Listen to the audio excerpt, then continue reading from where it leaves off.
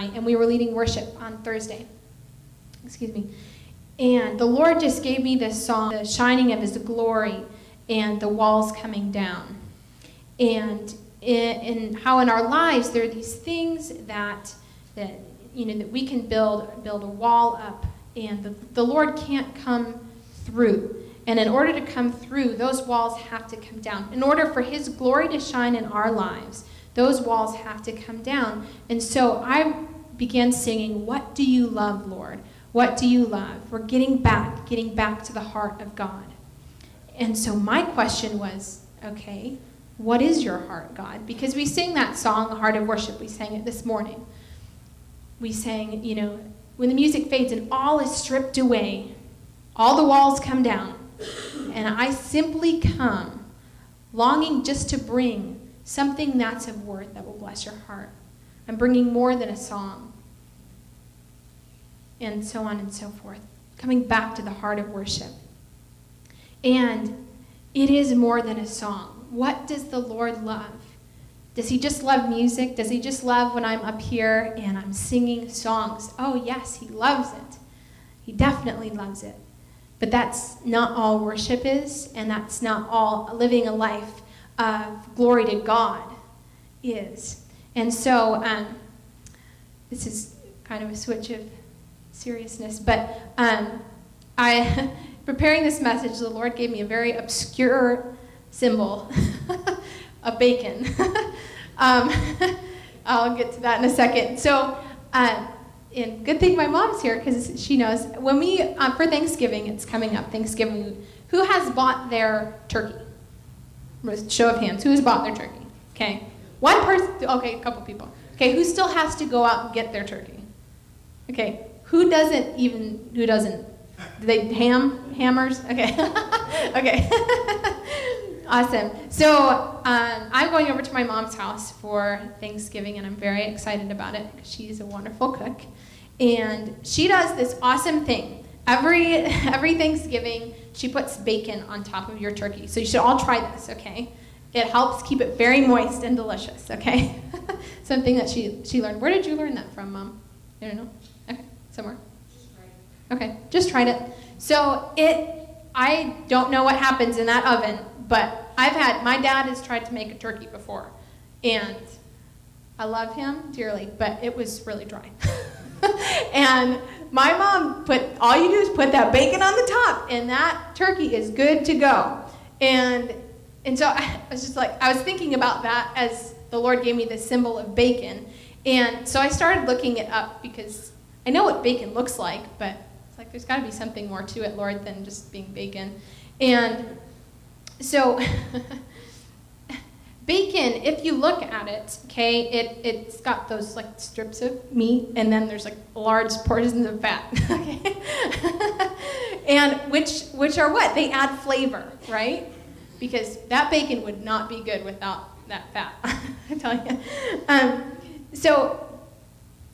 But it was weird because I was reading about it. In other countries, they really don't.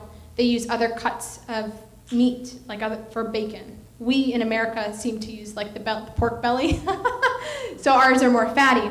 But anyway, needless to say, the bacon in my mind had those stripes of fat and meat. And the Lord brought me back to what do you love, Lord? What do you love? And brought me back to the Old Testament when the priests, there was a standard that the Lord gave the Levitical priests in offerings. And so I would like us to turn to Leviticus 3. And there's a couple verses. 4, 5, and 11 are very similar.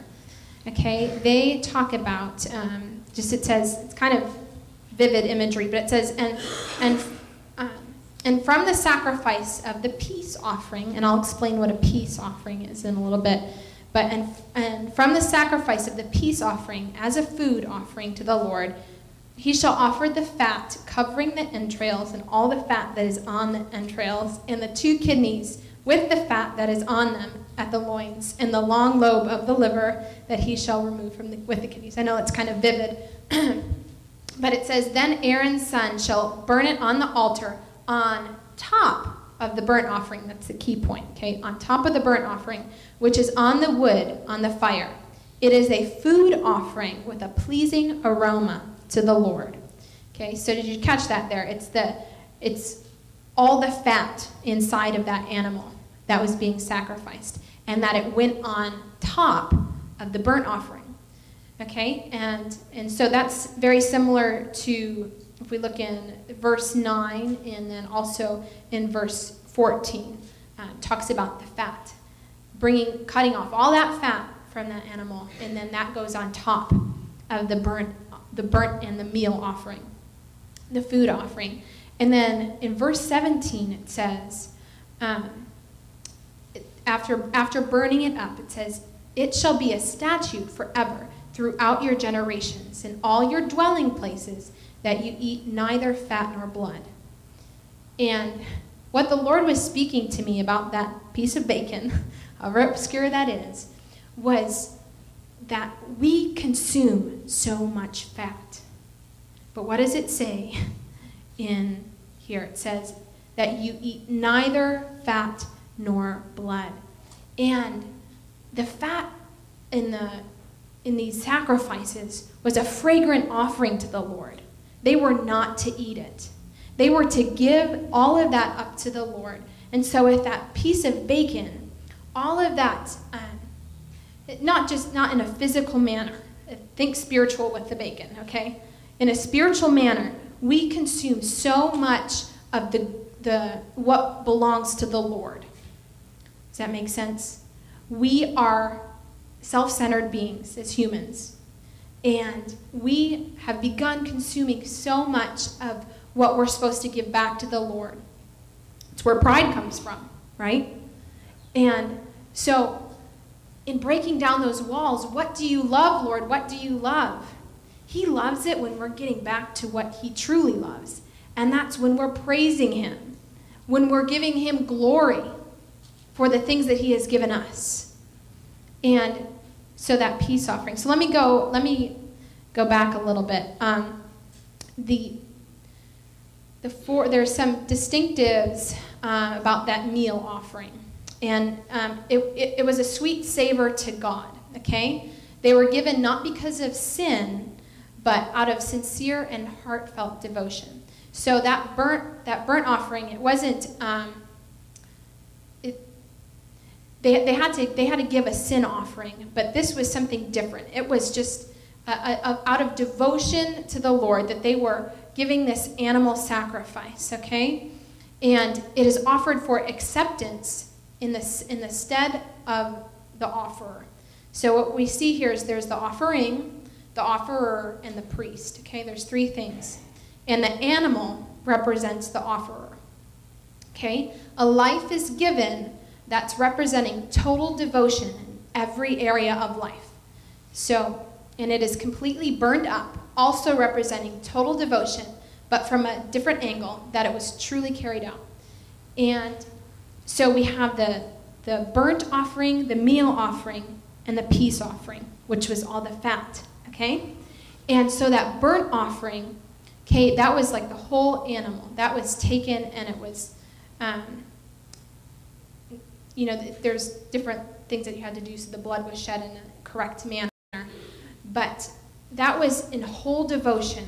And then there was the meal offering on top of that, which was with grains and oils and just lavished upon that offering. And then on top of that was all the fat that was just supposed to be the fragrance, okay, that sweet savor. And the meal offering, okay, so we have the burnt, the meal, and then the peace, shares with the burnt offering, okay, the imagery of a meal being set before the Lord, for God. Even as a meal would not be set before man, consisting only of meat and grains, or meat. Grains and oil are added, so that's the burnt, and then the grains and oil, okay, to prepare a more complete meal. So paint that picture in your mind. The offering was setting that meal before the Lord, okay? And the offering was not only a gift to God, but there was also a sense of it being the personal property of the offer, the fruit of that person's labor. Okay? So they were bringing before the Lord their first fruits, the best that they had, their best. Okay? And it was preparing that meal before the Lord, and on top of that, adding the best of, the best tasting thing, and what would offer a sweet fragrance to the Lord on top of that already burnt offering that showed whole devotion to the Lord. So we're talking about all-consuming here with that bacon, okay? That bacon is like the cherry on top of that ice cream sundae, okay, to the Lord that we are offering, okay? It's everything, okay? And let's see. Okay, just go back to that. It shall be a statute forever throughout your generations in all your dwelling places, that you eat neither fat nor blood. And so I'm going to connect this here to our Lord, okay? If we go, let's turn to Leviticus 7, 11 through 18, okay? It says, "And this is the law of the sacrifice of peace offerings, that one may offer to the Lord. If he offers it for a thanksgiving, then he shall offer with the thanksgiving sacrifice." Okay? Thanksgiving was the meal. Okay? It was the meal offering. Okay? "Unleavened loaves mixed with oil, unleavened wafers smeared with oil." Okay, so we're just the grains and the oils. Okay, let me go down. "And from it he shall offer one loaf from each offering as a gift to the Lord. It shall belong to the priest who throws the blood of the peace offerings." Okay? "And the flesh of the sacrifice of his peace offerings for thanksgiving shall be eaten on the day of his offering. He shall not leave any of it until the morning. But if the sacrifice of his offering is a vow offering or free will, it shall be eaten on the day." So this is just, okay, there's standards. I know it's kind of wordy. "But what remains of the flesh of the sacrifice on the third day, okay, shall be burned up with fire. If any of the flesh of the sacrifice of his peace offering is eaten on the third day, he who offers it shall not be accepted, neither shall it be credited to him. It is tainted, and he who eats of it shall bear his iniquity."